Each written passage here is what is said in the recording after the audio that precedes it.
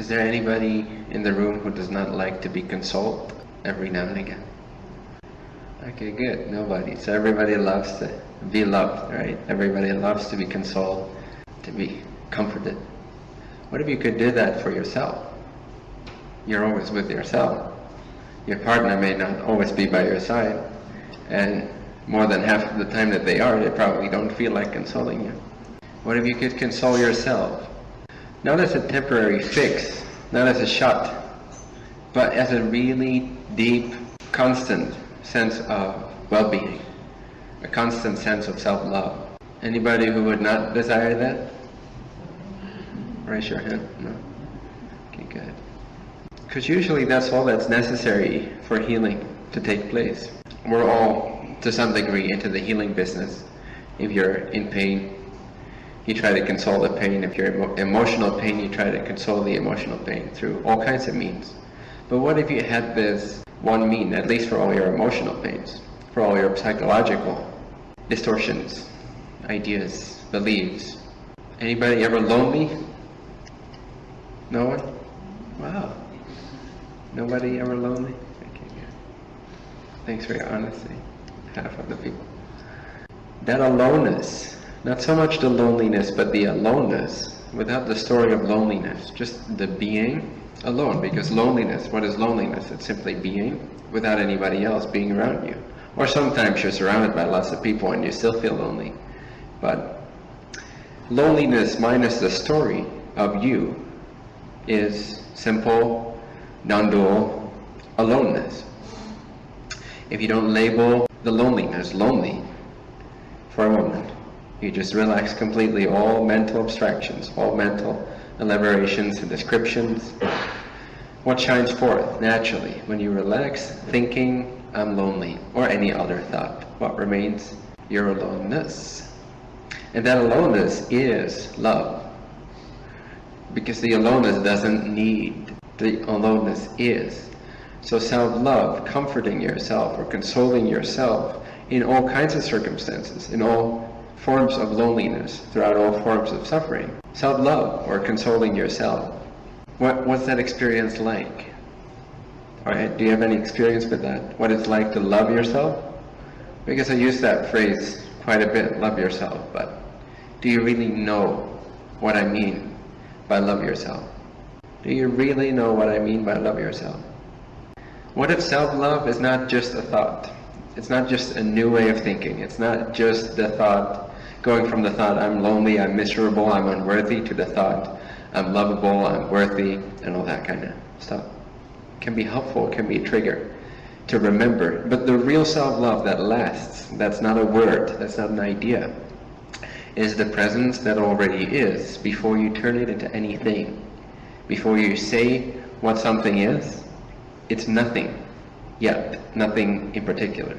Before you give it a name, any appearance within consciousness, in other words, any occurrence of life, is life, and life is love. And I know that sounds cheesy and that sounds cliche, that life is love. La la la la la, sure.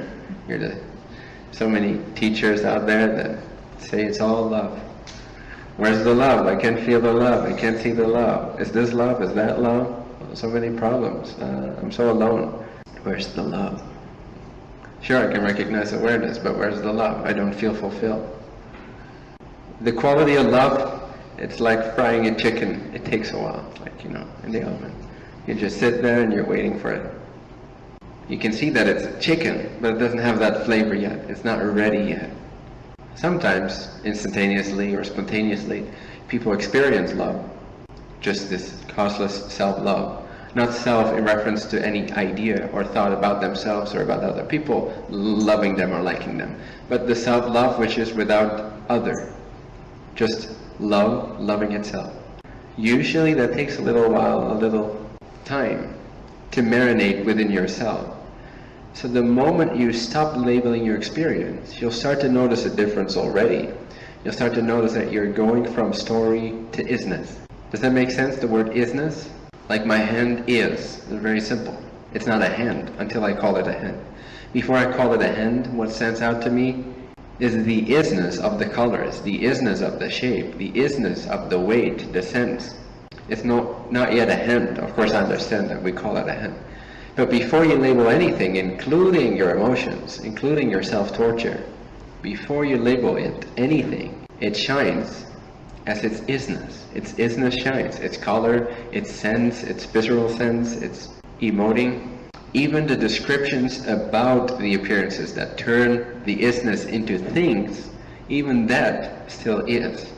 Even that shines. Even the descriptions and the stories themselves, when we can look at them and not be them, but look at them, we can appreciate the isness within the words of the story, within the description of the mind. We can see that the mind itself, thought itself, distraction itself, is perfectly here, now, part of this inseparable field of consciousness. So that's why we say everything is love, because everything is love. We say it because it's true. It's just a sentence. The sentence isn't true. But what we're pointing at has a validity, has a truth to it that can be discovered. So when I say love yourself, what am I asking you to do, if anything? I don't even know. Let me think about that. So free from conditions, free from too much head, sinking into the heart. But then still, like, I love your answer, but what am I really asking you to do? When I say love yourself, what is that? How do you do that? That's a beautiful description, that's a beautiful symbol. Less head, more heart, less logic, more causelessness. But what am I asking you to do? How to love yourself? And then the question arises, how do I allow what is? So beautiful, that's getting very, very close. But then still, what am I asking you to actually do? How do you allow what is? What's actually happening when you experience what you call allowance, going from stress or from self-sabotage or from self-judgment to self-love or to acceptance or to allowance? What's actually happening?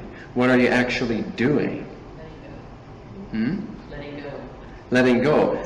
But even that, what is that? Moving beyond personal identity. So those are all beautiful descriptions of how we describe what's happening, but what's actually happening? By what mechanism does the experience change from conflict to love? Total acceptance. So how do we accept? Just be. How do we just be? For me, there's something in noticing. There's a noticing.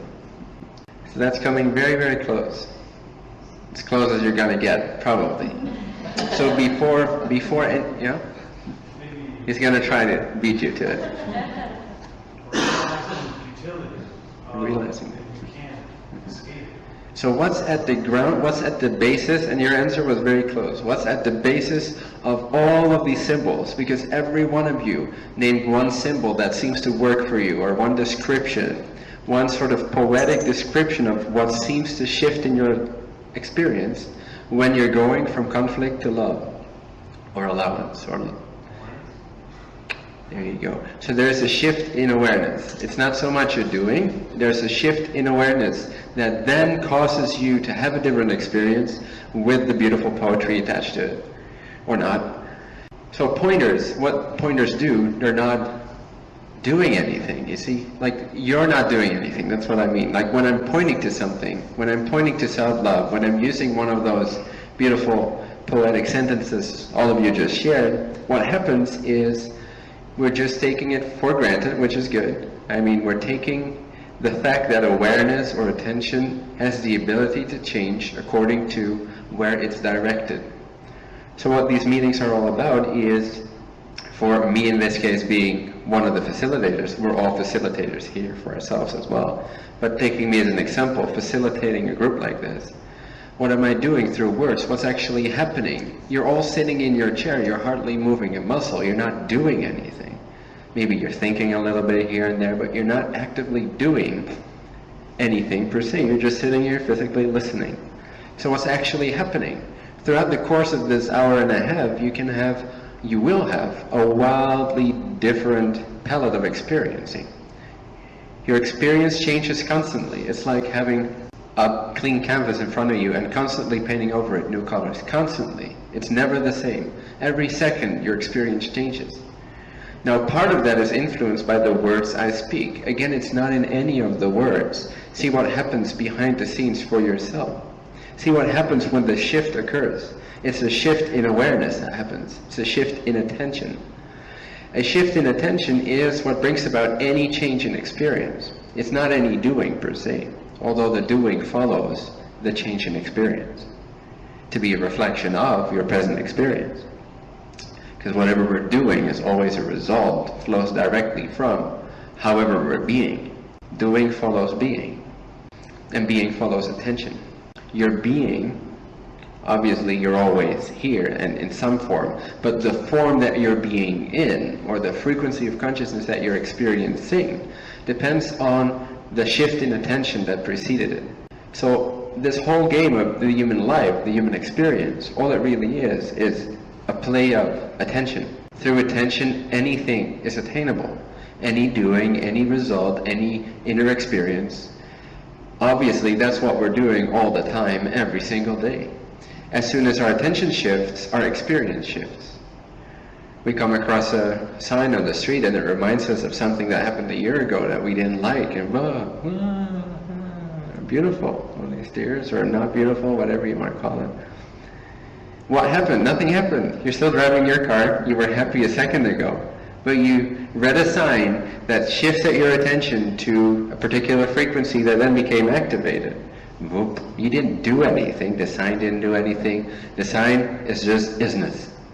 You, your body, is just isness. The car you're driving is just isness. The colors you're seeing, the turning of your head is just isness.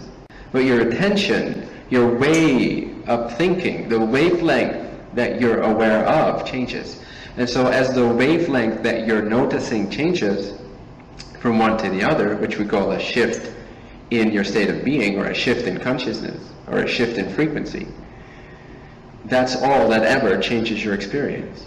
If you'd stay stable, if you'd stay at one frequency, now I'm not suggesting this, but just as an example to illustrate the point, if you'd stay at one frequency of being, your car can crash, your family can die in front of your eyes, the love of your life can suddenly show up, or leave you, or whatever, and it wouldn't change a thing. So the experience is always depending upon where your attention is. Just to be aware of that is helpful. So to return to the original point, what is self-love? How does it come about? And I always say it doesn't come about because it's already here. But that's what we start to notice. We start to notice the intrinsic nature of things, of presence, of your own isness. The intrinsic nature of existence is love. Love is just a word, but let's call it love. So how does it feel? How does it feel at the innermost core? Like love. That's why it's a beautiful word for it. That's why it's so overused. That's why Rumi speaks of nothing else. Because he's a drunkard who's completely lost in isness. So the love that may not be apparent immediately upon recognition of the natural state will come about more and more and more. Again, it's like marinating. The love quality, the quality that sort of sucks your personality into itself, that sucks your demands, your opinions into itself and softens all of that and dissolves some of it. That love that then starts to shine through because you become less solid. The idea of you becomes less solid, and so you become more transparent to the isness of love that's already this moment. And then you'll find yourself talking about love, which maybe at one point a year ago you despised. I can't hear that word anymore. And then you find yourself, love, sweet. So self-love, to come back to the sort of practical side of it, the practical side of loving yourself, of consoling yourself whenever you're in a negative state of being, whenever you're hurting, whenever you're suffering, whenever you feel alone and lost and abandoned and victimized and all of that human nonsense, which is beautifully nonsensical. Nonsense doesn't make sense. Nonsense. We can all choose to experience it, and we do on a daily basis, usually. And it's beautiful. It's that sweetness too. It's that love too. So what if you can discover the love in it, and then allow the love quality to outshine the personal quality? It's like standing in front of a mirror of a jewelry shop, looking into the window. You're standing outside, looking from the outside in, and you're seeing this beautiful piece of jewelry on a pedestal. It's like $7,000, and you're like mesmerized by the shape, by the story of it, you know, and there's a little description there, like who made it and what it's made of and where the inspiration came from. There's this whole history behind it. So there's this story there behind the window, there's this story. But within the same space there, there's also your own reflection in the window. It's both there, same space, but it's both there. This has gone unrecognized because we were so mesmerized by the story. So obviously it doesn't feel very shocking if just for a moment we let go of that. But the more we start to relax our focus, the more we start to see ourselves, to the point where even though it's the same space, you're no longer even noticing the jewelry. So we emphasize the love over the personal quality of it. That doesn't mean denial, doesn't mean overriding it with another story that says, oh, let's emphasize love. No, it's just an allowance. It's allowing your awareness to sort of, your attention to sort of shift to the noticing that it's already there. It's already infused into life. God already infused it into the fabric, into the love of existence. Why? Because it exists. Since it exists, it's already there. It's already allowed. It's already inclusive. It's already part of you, whether you like it or not. Not liking it is already allowed by life as it is. It's already infused into life as it is. You're already not liking what's appearing, even though it's already part of the unity of all things. And you may not even like the fact that it's already part of everything else. You may not even like the unity part of it. That too is already part of the unity. So we're a little bit stuck. We're just running after the facts here. That's what satsang is. Getting our facts straight. It's already here. We're just playing catch up. So the less we focus on the descriptions, on the stories, the more we simply say, okay, wait a minute, stop. Stop. Oh, but that's not self-love. Stop. Okay.